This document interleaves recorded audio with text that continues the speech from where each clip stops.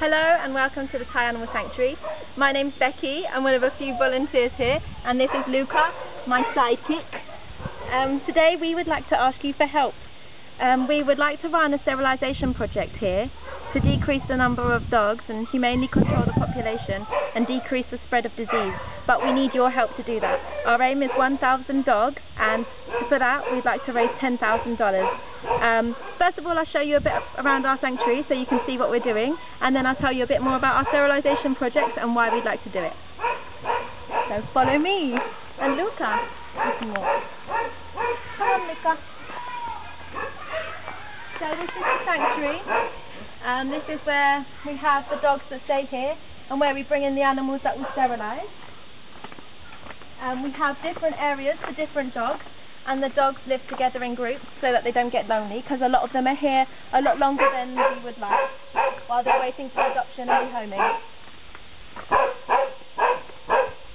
We have some noisy dogs, as you can tell, but once we get to them they'll quieten down. So this is the sanctuary.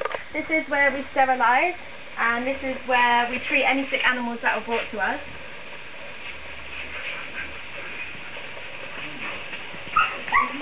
These are some of our resident dogs. Most of them are waiting to be rehomed, and the ones that aren't waiting to be rehomed are available for sponsor on our website. This is where we have our sick animals. I'll introduce you to a few of them here so you can see what type of animals we're dealing with. This is a dog who was brought to us. You can see his wound here. Come this way, baby. Yeah. He had a massive wound that got infected with maggots from fighting with another dog. Jim. Obviously, sterilising male dogs reduces the amount of fighting, and things like this are a lot less likely. This is another dog who, same story, after fighting with another male dog, got a wound infected with maggots and was brought to us. So they're staying here with us for a little while. Again, giving him the snip would mean a lot less fighting and a lot safer environment for people and other animals. This is Jim, who's a noisy boy. He broke his leg after a car crash and was brought to us and had to have his leg amputated. Jerry! Yes. This is Henry, who again is a victim of a car crash. And in here is Jennifer, who's a sweet little lady who we're waiting to find out what's wrong with her. This is our quarantine area. You can see it's highly sophisticated.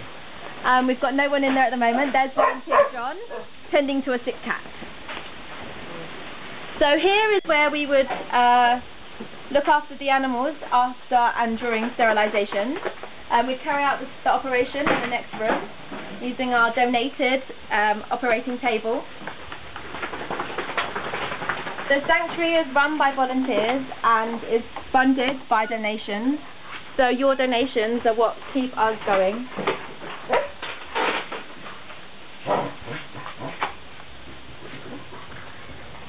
It's this machete head. He was brought to us and he was just a tiny, tiny puppy, weren't you? And he had his head cut open. Someone had hit him with a machete and cut his head open. So he was with us from a very young age while he was recovering. And he's waiting to go to a new home locally, which is really, really good news. Here on the one side, and this is where we'd like to start our sterilisation project. As you can see, there are just too many dogs here. Street dogs here, not many people look after them, and the population numbers are kept, kind of kept in control by people here who regularly shoot, poison and drown puppies. And what we'd like to do is run a big sterilisation project that significantly reduces the numbers here. While we reduce the numbers and keep the population small, what we also do is make sure that the population is healthy. When we sterilise an animal, we vaccinate against rabies, which reduces the amount of rabies in the dog population, making it a safer area not only for dogs but for the community and people too.